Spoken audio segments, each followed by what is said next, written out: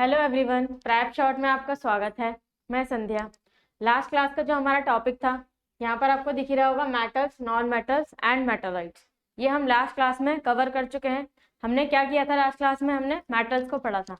Metals की हमने physical properties देखी थी कि वो सॉलिड होती हैं, वो हार्ड होती हैं, वो रूम टेम्परेचर पर हार्ड होती हैं, लेकिन मरकरी है वो लिक्विड फॉर्म में पाई जाती है। और उसमें हमने क्या देखा? उनकी कंडक्टिविटी, कि वो हीट को कंडक्ट करते हैं, इलेक्ट्रिसिटी को कंडक्ट करते हैं, वो शाइन करते हैं, वो इजीली क्या करते हैं। और फिर उसके बाद हमने केमिकल प्रॉपर्टीज पे देखा कि वो इजीली इलेक्ट्रॉन्स को लूज कर देते हैं, उनकी आउटर शेल में कितने इलेक्ट्रॉन्स पाए जाते हैं, और उनकी रिएक्शन कैसे होती है। ऑक्सीजन के साथ रिएक्ट करके वो क्या बनाते हैं? ऑक्साइड बनाते हैं। वाटर के साथ रिएक्ट करके वो कौन सा कंपाउंड बनाते हैं? हाइड्रोक्साइड। ये सारी चीजें हम लास्ट क्लास में डिस्कस कर चुके हैं कि उनकी केमिकल प्रॉपर्टीज क्या क्या होती हैं मेटल्स की, और फिजिकल प्रॉपर्टीज क्या क्या होती हैं। तो जो आज का हमारा टॉपिक है वो यही टॉपिक है सेम, लेकिन आज हमारा जो डिस्कशन होगा वो किसके बारे में होगा? नॉन मेटल के बारे में। तो आप एक बार हेडिंग लगा लीजिए, क्या? Non metal. तो आज की क्लास में हम पढ़ेंगे नॉन मेटल के बारे में। तो नॉन मेटल्स थी कितनी? जब मैंने आपको लिखवाया था कि मेटल्स कितनी होती हैं, टोटल कितने थे? 118, जिसमें से मेटल्स थे 91, नॉन मेटल्स थे 20 एंड 7 थे आपके मेटलॉइड्स। क्लियर था? ये सब आप पढ़ चुके हैं, लास्ट क्लास में मैंने करा दिया। जिसने वो वीडियो नहीं देखी पहले उसे देख लीजिए एक बार, ताकि आपको इजीली जो कंपैरिजन में यहाँ पर करूंगी वो आपको समझ आ जाए कि कौन सी चीजें कहाँ पर हैं, किसके पास ज्यादा क्या है, किसके पास कम है। क्लियर? तो जो नॉन मेटल्स हैं आपकी, हमने क्या पढ़ा था? नॉन जो मेटल्स हैं आपकी वो क्या होती है? सॉलिड स्टेट में पाई जाती हैं। ये भी किस में होती हैं? ये मोस्टली किस में पाई जाती हैं? गैसेस स्टेट में। थोड़ा सा बस हमें लिखना है इसके बारे में, इसकी फिजिकल प्रॉपर्टीज के बारे में, ज्यादा नहीं लिखना। देखिए, जो नॉन मेटल्स होते हैं, these are mostly found in gaseous and solid state।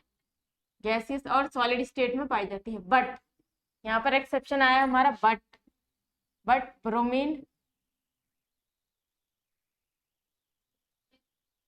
Bromine is the non metal, but bromine is found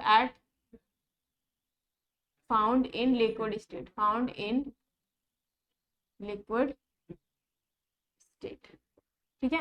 लेकिन ब्रोमीन क्या है? एक्सेप्शन है हमारे पास। ब्रोमीन एक ऐसा नॉन मेटल है जो किस फॉर्म में पाया जाता है? लिक्विड स्टेट में पाया जाता है।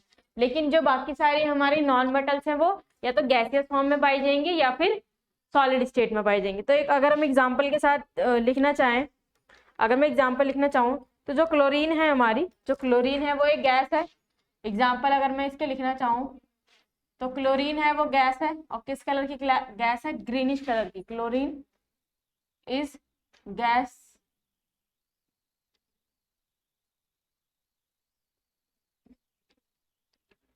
किस कलर की गैस है? ये ग्रीन कलर की, ठीक है, ग्रीन कलर की गैस। और अगर मैं सॉलिड की बात करूं तो वो क्या है हमारा? आयोडीन। आयोडीन है वो किस फॉर्म में पाया जाता है? सॉलिड है। और ये किस कलर का होता है? ब्लैकिश कलर का होता है। ब्लैक लिख दीजिए आप। क्लियर? ये ब्लैक कलर का है। तो मैंने यहाँ पे 2 एग्जाम्पल इसलिए लिख दिए ताकि आपको क्लियर हो जाए कि गैसियस स्टेट में कौन सा है और सॉलिड स्टेट में कौन सी नॉन मेटल है। तो क्लोरीन है वो गैसियस फॉर्म में पाई जाती है, और जो आपका आयोडीन है वो सॉलिड स्टेट में पाए जाते हैं। क्लियर? और ब्रोमीन एक अकेली ऐसी नॉन मेटल है, ये एक्सेप्शन है इसलिए इसको याद रखना। ब्रोमीन एक अकेली ऐसी नॉन मेटल है जो लिक्विड फॉर्म में पाई जाती है, जो लिक्विड स्टेट में पाई जाती है। किसमें? सारे नॉन मेटल्स में। जैसे वहां पर क्या था? मरकरी था, यहाँ पर क्या है? ब्रोमीन है। आपको याद रखना है, ये बार बार एग्जाम को ये पूछा हुआ क्वेश्चन है एग्जाम का, कि इनमें से कौन सी नॉन मेटल है जो ब्रोमीन जो लिक्विड स्टेट में पाई जाती है रूम टेम्परेचर पे। क्लियर हो गया सभी को? नेक्स्ट है आपका, देखिए, जो मेटल्स थे आपके वो क्या बना रहे थे? कैटायन बना रहे थे। कैटायन क्यों बना रहे थे? क्योंकि वो अपने इलेक्ट्रॉन्स को क्या कर रहे थे? लूज कर रहे थे। पॉजिटिव चार्ज आ रहा था उनके ऊपर, मैंने आपको बताया था Na पॉजिटिव बनता है क्योंकि वो अपना एक इलेक्ट्रॉन लूज कर देता है, क्योंकि उसकी आउटर शेल में क्या होता है? एक इलेक्ट्रॉन होता है।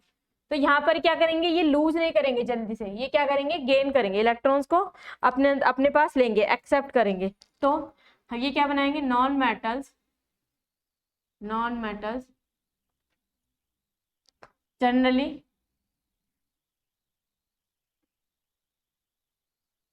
फॉर्म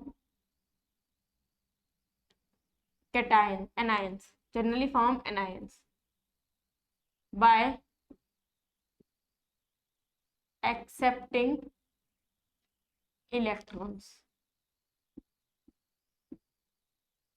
इलेक्ट्रॉन्स को एक्सेप्ट करके ही क्या बना रहे हैं, एनायंस बना रहे हैं। क्लियर, एनायन मतलब नेगेटिव साइन। जैसे मैंने यहाँ पर एग्जांपल लिया क्लोरीन का, इसका जो होता है वो कितना होता है, 37 होता है। देखिए 2 8 17 होता है, 2 8 एंड 7। देखिए इसके आउटर शेल में कितने इलेक्ट्रॉन्स हैं, 7, और कंप्लीट करने के लिए इसे कितने चाहिए, 1 और चाहिए। एक और इलेक्ट्रॉन अगर आ जाएगा इसके आउटर शेल में तो इसकी आउटर शेल कंप्लीट हो जाएगी और ये का क्या हो जाएगा, इनर्ट हो जाएगा, यानी ये स्टेबल हो जाएगा, ये फिर फर्दर किसी के साथ रिएक्ट नहीं करेगा। तो जब इसे एक इलेक्ट्रॉन मिल जाएगा तो ये क्या हो जाएगा, ये क्या बना देगा, क्लोरीन नेगेटिव, ये ऊपर ऐसे बना देगा, Cl नेगेटिव लिखेंगे जब इसकी आउटर शेल जो है कंप्लीट हो जाएगी। तो यानी हम इसे क्या लिख रहे हैं, अनायन लिख रहे हैं। क्यों, क्योंकि इसने क्या कर लिया, एक इलेक्ट्रॉन को एक्सेप्ट कर लिया अपनी आउटर शेल को कंप्लीट करने के लिए। फिर से सुनिए, जो आपका क्लोरीन है उसका इलेक्ट्रॉन जो नंबर है, एटॉमिक नंबर, वो कितना है, 17। 17 का मतलब 2 8 7। ये मैंने डिवीजन आपको बताया जब मैंने पीरियोडिक क्लासिफिकेशन आपको समझाया था। तो जो आउटर शेल है उसमें कितने इलेक्ट्रॉन्स हैं, 7 है उसमें। तो उसको अपनी आउटर शेल को कंप्लीट करने के लिए, फुल करने के लिए क्या चाहिए, एक इलेक्ट्रॉन की जरूरत है। जब एक इलेक्ट्रॉन उसके पास आएगा तो वो क्या हो जाएगा, कंप्लीट हो जाएगा, फुल हो जाएगा, यानी कि स्टेबल हो जाएगा। उसके बाद हम इसे लिखेंगे क्या, Cl नेगेटिव। क्या लिखेंगे, Cl नेगेटिव। जैसे अगर इसका एग्जांपल लिखें मेटल और नॉन मेटल की रिएक्शन का, तो आपको पता है कि Na के पास क्या होता है, एक बार मैं बता देती हूँ थोड़ा सा। Na और Cl आपस में रिएक्शन करते हैं। कैसे रिएक्शन करते हैं, इसकी आउटर शेल होती है 2 8 1, क्लोरीन की कितनी होती है, 2 8 7। इसको अपना इलेक्ट्रॉन लूज करना है और इसे एक इलेक्ट्रॉन की जरूरत है। तो ये क्या करेंगे, मैं यहाँ पर सिर्फ आउटर शेल बना रही हूँ, यहाँ पर सिर्फ आउटर शेल 1 1, यहाँ पर हो गए 7, यहाँ पर हो गए 1। तो ये वाला जो इलेक्ट्रॉन है ये एक्सेप्ट कर लेगा, इससे ले लेगा कौन, सोडियम। तो जब ये क्लोरीन सोडियम से एक इलेक्ट्रॉन लेगा ये वाला, तो इसके पास क्या हो जाएगा, +1, एक और ऐड हो जाएगा, यानी इसके आउटर शेल में अब कितने हो गए, 8 हो गए। तो जो ये बनेगा कंपाउंड कौन सा, NaCl। तो NaCl बनेगा, वो क्या होगा, एक स्टेबल कंपाउंड बनेगा। यहाँ पर क्या हो गई, शेयरिंग हो गई, इसने इलेक्ट्रॉन्स को लूज कर दिया, सोडियम ने क्लोरीन को इलेक्ट्रॉन्स को दे दिया। और ये क्या बने, अगर हम इसे लिखते हैं तो हम क्या लिखते हैं, Na पॉजिटिव Cl नेगेटिव। ऐसा क्यों लिखते हैं हम, ऐसा क्यों लिखते हैं, Na पॉजिटिव। पॉजिटिव का मतलब क्या है, कैटायन का मतलब क्या है कि उसने अपने इलेक्ट्रॉन्स लूज कर दिए, और एनायन का मतलब क्या है, क्लोरीन के ऊपर नेगेटिव साइन क्यों होता है, क्योंकि उसने इलेक्ट्रॉन्स गेन कर लिए, उसने इलेक्ट्रॉन एक्सेप्ट करे, है ना। क्लोरीन ने इलेक्ट्रॉन्स को एक्सेप्ट करा है क्योंकि उसे एक की ही जरूरत थी। क्लियर हो गया, ये सबको क्लियर हो गया, Na पॉजिटिव और Cl नेगेटिव क्यों लिखा जाता है। ठीक है, अब आगे बढ़ते हैं। ये वाली जो, मैं इसे थोड़ा सा इरेज यहाँ से रब कर दें, सिर्फ इतना लिखने की जरूरत है, Cl नेगेटिव लिखेंगे। यहाँ लिख देते, इसका एग्जाम्पल क्या है, Cl नेगेटिव। ठीक है, अब नेक्स्ट क्या है, दे लेक ऑल मेटालिक कैरेक्टरिस्टिक, दे लेक ऑल मेटालिक कैरेक्टरिस्टिक।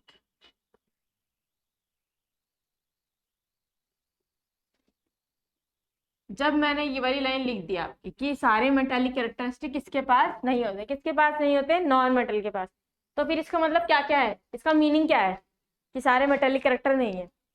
इसका मतलब है, फर्स्ट वन क्या है कि शाइन नहीं है उनके पास, शाइन नहीं होती। जब शाइन नहीं होती तो कैसे होते हैं वो, कैसे होते हैं, डल। तो non metal are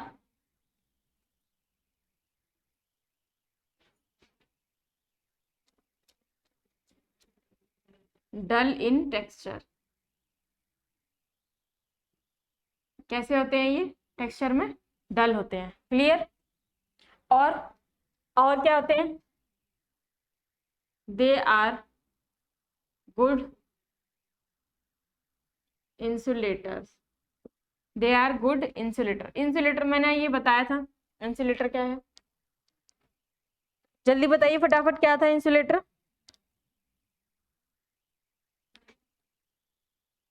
insulator of heat and electricity. Insulator of heat and electricity. Clear? और क्या प्रॉपर्टीज है एक बार मैं मेंशन कर देती हूँ यहाँ पर, फिर मैं आपको एक एक करके बता दूंगी। ठीक है, गैसेस फॉर्म में पाई जाती हैं, ये भी लिख दिया।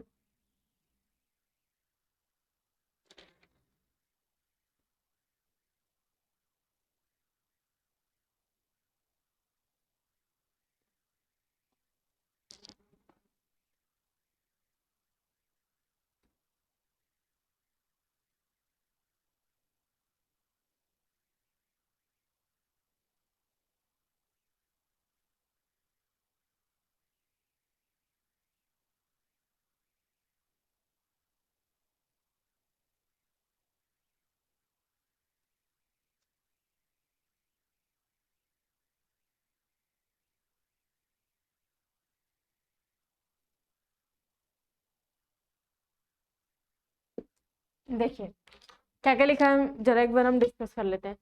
जो नॉन मेटल्स होते हैं वो गैसेस फॉर्म में पाए जाते हैं मोस्टली, और सॉलिड स्टेट में, दो ही स्टेट में मिलते हैं। लेकिन एक एक्सेप्शन है, सबसे ज्यादा जो मिलते हैं वो गैसेस स्टेट में मिलते हैं, सबसे ज्यादा गैस की फॉर्म में पाए जाते हैं। और कुछ कुछ होते हैं जो सॉलिड की फॉर्म में पाए जाते हैं। लेकिन हमारे पास एक एक्सेप्शन है जो किस में मिलता है, हमें लिक्विड फॉर्म में मिलता है। वो कौन सा है? ब्रोमीन। वो आपको याद रखना है, क्योंकि आपके एग्जाम से क्वेश्चन यहीं से बनता है कि किस फॉर्म में जो ब्रोमीन है, या फिर ऐसा कौन सा नॉन मेटल है जो लिक्विड स्टेट में पाया जाता है। क्योंकि मोस्टली कैसे होते हैं, गैस में, कुछ होते हैं सॉलिड में। तो वो क्या है आपका ब्रोमीन, जो लिक्विड स्टेट में पाया जाता है। नेक्स्ट हमने क्या, मैंने एग्जांपल दिया आपको क्लोरीन का, क्लोरीन गैस होती है, और आयोडीन क्या होता है, एक सॉलिड होता है जो कि नॉन मेटल है।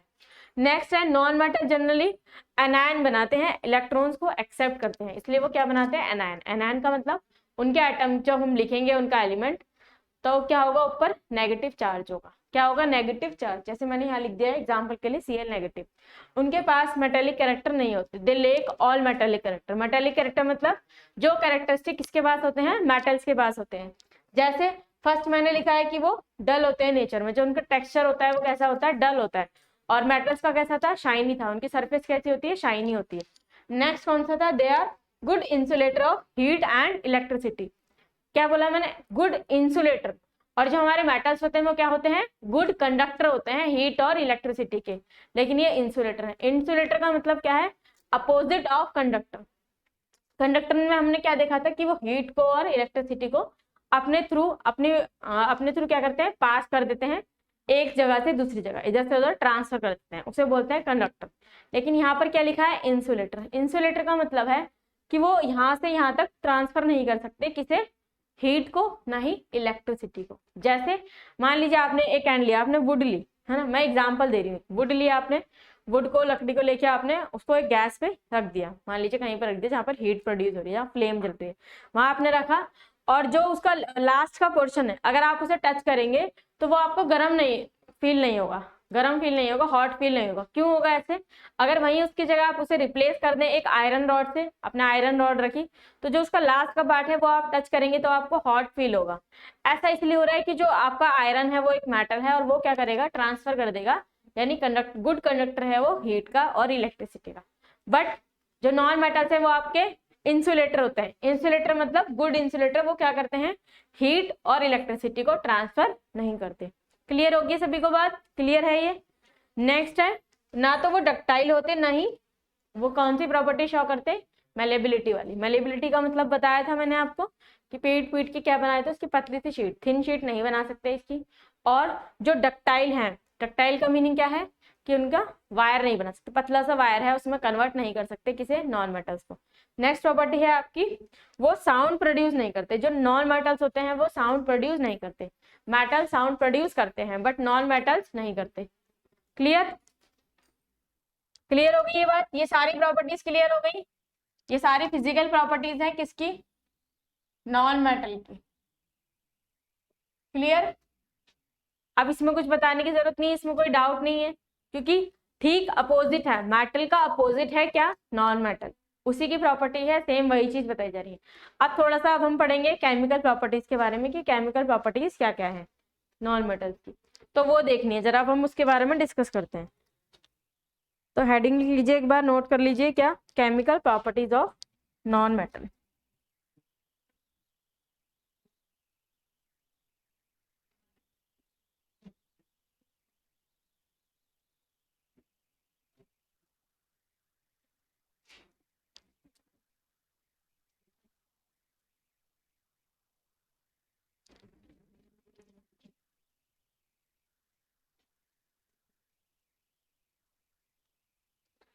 Chemical properties of non metal.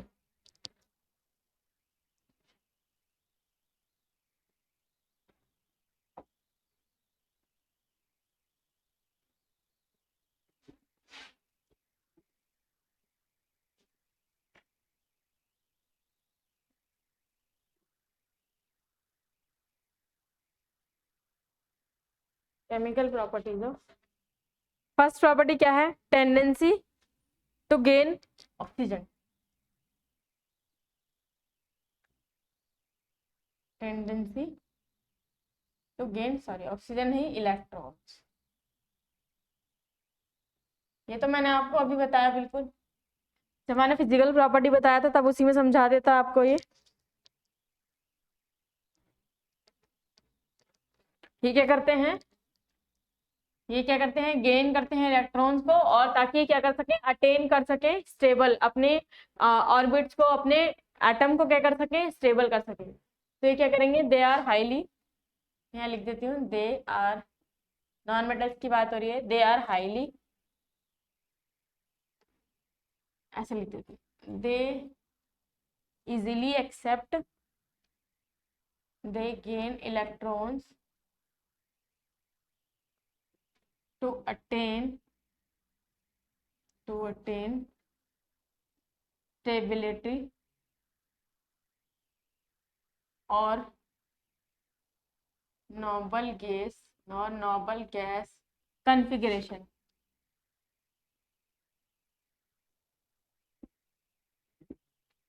देखिए ये क्या करते हैं, मैंने आपको बता दिया, जो नॉन मेटल्स होते हैं वो इजीली इलेक्ट्रॉन्स को गेन करते हैं, इजीली एक्सेप्ट कर लेते हैं इलेक्ट्रॉन्स को।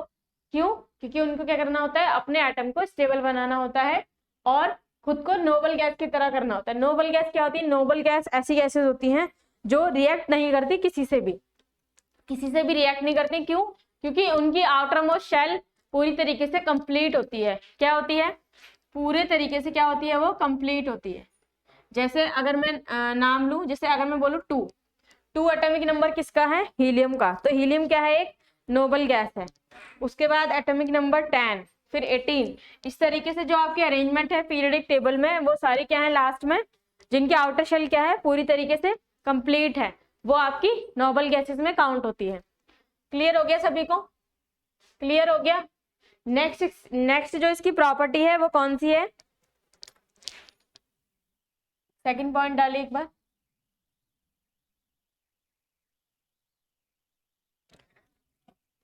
High electronegativity.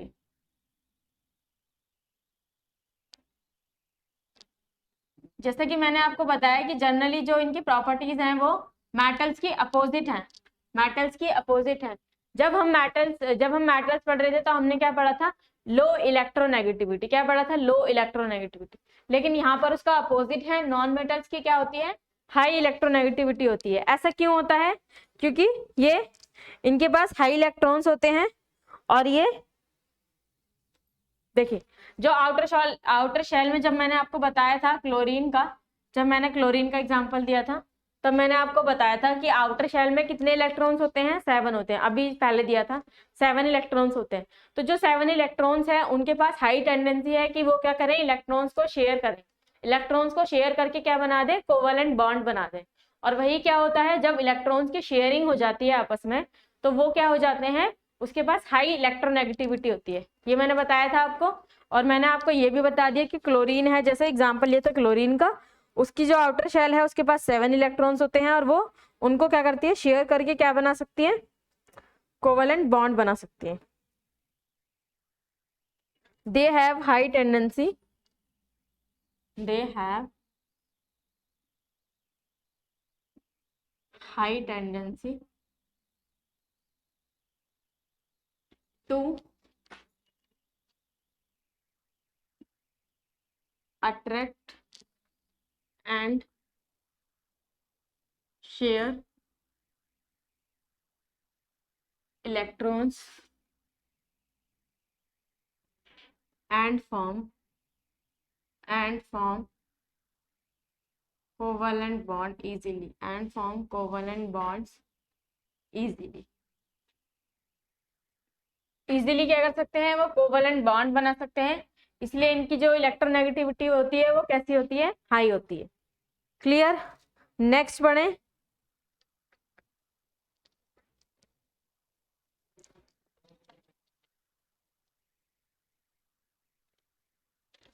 जो आपकी नेक्स्ट प्रॉपर्टी है वो क्या है,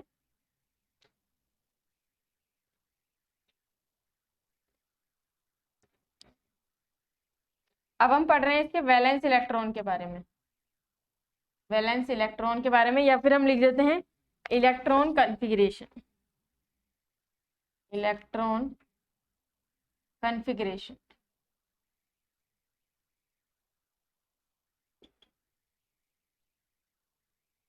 देखिए जो इलेक्ट्रॉन कॉन्फ़िगरेशन है उसमें क्या होता है, हमने मेटल्स में क्या क्या पढ़ा था कि वो 1 से लेके 3 तक होती है, यानी उसकी आउटर शेल जो होती है उसमें कितने इलेक्ट्रॉन्स होते हैं, या तो 1 होते हैं या 2 होते हैं या फिर 3 होते हैं। इसलिए वो इजीली इलेक्ट्रॉन को लूज करना चाहते हैं, जब चाहते हैं कि वो लूज हो जाए अपनी स्टेबिलिटी पाने के लिए। लेकिन जो हमारे पास जो नॉन मेटल है उसकी इलेक्ट्रॉन कॉन्फ़िगरेशन क्या होती है, वो कहाँ से कहाँ तक होती है, जो उनकी आउटर शेल है वो 4 से लेके 8 इलेक्ट्रॉन्स तक होते हैं। मैं एक बार लिख देती हूँ, they have 4 to 8 electrons in their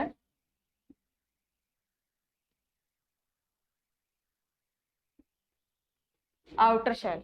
outer shell में क्या है, उनके पास 4 से लेके 8 इलेक्ट्रॉन तक होते हैं, जिससे कि वो क्या करें, एक्सेप्ट करते हैं, इसलिए उनके पास हाई इलेक्ट्रोनेगेटिविटी होती है, वो इजीली एक्सेप्ट कर लेते हैं इलेक्ट्रॉन्स को।